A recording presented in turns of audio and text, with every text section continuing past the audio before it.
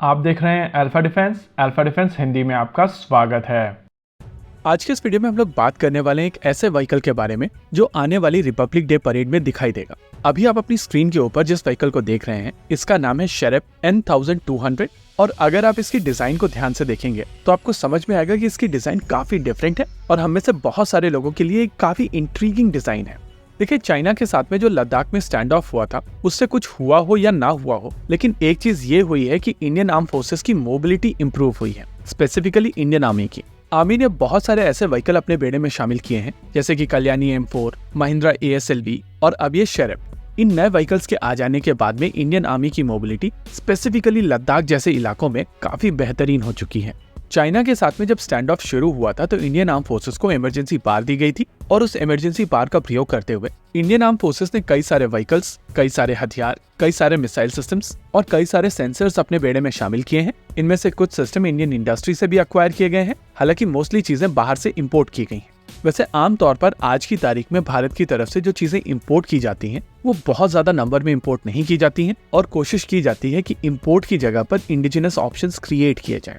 यही कारण है कि इंडियन आर्मी की रिक्वायरमेंट को पूर्ण करने के लिए शेरप अक्वायर तो किए गए हैं, लेकिन इनको बहुत ज्यादा नंबर में अक्वायर नहीं किया गया है। इस व्हीकल को बनाने वाली कंपनी शेरप ग्लोबल एक यूक्रेनियन कंपनी है, लेकिन ये vehicle across the globe export किया जाता है और यूएस और कनाडा जैसे देशों में इसकी डिमांड सबसे ज्यादा है। देखिए, ये व्हीकल काफी स्पेशल है क्योंकि ये हर तरीके की टेरेन में काफी आसानी से मूव कर सकता है। इसके पास में एम्फीबियस कैपेबिलिटीज भी हैं, यानी कि ये पानी के ऊपर फ्लोट भी कर सकता है, लेकिन इसकी एक्सट्रीम टेरेन में जो परफॉर्मेंस है वो इसको सबसे ज्यादा स्पेशल बनाती है। ग्रेडेबिलिटी की अगर बात की जाए तो ये 35 डिग्री तक का ग्रेडियंस क्लियर करने में सक्षम है।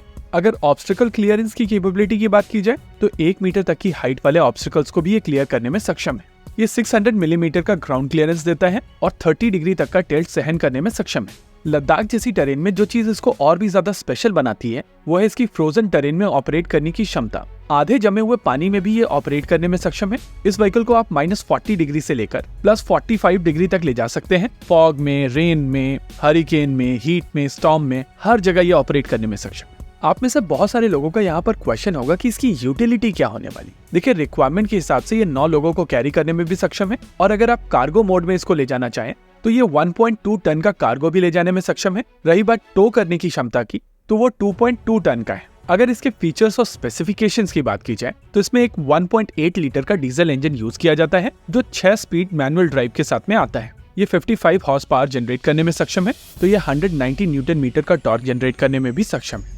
अगर आप इस व्हीकल को ध्यान से देखेंगे तो आपको सबसे पहले इसके टायर्स दिखाई देंगे और ये टायर्स एक्चुअली स्पेशल है। इनको कुछ इस तरीके से डिजाइन किया गया है कि ये हर तरीके की टेरेन में आसानी से ऑपरेट कर सके और इनका ग्राउंड प्रेशर बहुत ज्यादा ना हो। पानी के अंदर ये प्रोपेलर की तरह चलते हैं जिसके कारण ये एम्फीबियस मोड में ऑपरेट भी कर सकते। इन टायर्स के बीच में जो जगह है उसका भी यहाँ पर प्रयोग किया गया है और यहाँ पर एडिशनल फ्यूल टैंक डाली गई है। इसके अलावा इसमें टायर इन्फ्लेशन की भी क्षमता दी गई है जो आमतौर पर आज की तारीख में बनाए जाने वाले सभी मिलिट्री ग्रेड व्हीकल्स में दिए जाते हैं। यानी कि अगर इसके टायर्स में हवा कम हो जाती है तो केवल एक प्रेस ऑफ बटन से इंजन एग्जॉस्ट से हवा इन टायर्स के अंदर चली जाएगी और टायर्स इन्फ्लेट हो जाएंगे। जिस तरीके की वेट कैरिंग कैपेसिटी इस व्हीकल की है उसके हिसाब से ये काफी कॉम्पैक्ट व्हीकल है। इसकी लेंथ 4 मीटर्स के आसपास की है, विड्थ 2.5 मीटर के आसपास की है, हाइट 2.8 मीटर के आसपास है और व्हील बेस लगभग 2 मीटर के आसपास का है। अगर इसकी टर्निंग रेडियस की बात की जाए तो इसका टर्निंग रेडियस 8 मीटर का है और इन सभी स्पेसिफिकेशंस के हिसाब से ये सिस्टम लद्दाख जैसी टेरेन में काफी यूजफुल साबित होने वाले हैं। इसके अलावा सर क्रेक जैसे इलाकों में भी ये काफी यूजफुल साबित होने वाला है और इसी वजह से जो इमरजेंसी मोड में जो कम सिस्टम्स एक्वायर किए गए हैं वो फाइनल नंबर नहीं है। इसी के साथ आज के इस वीडियो में रखते हैं केवल इतना ही। वीडियो को अंत तक देखने के लिए धन्यवाद। देखते रहिए अल्फा डिफेंस। जय हिंद।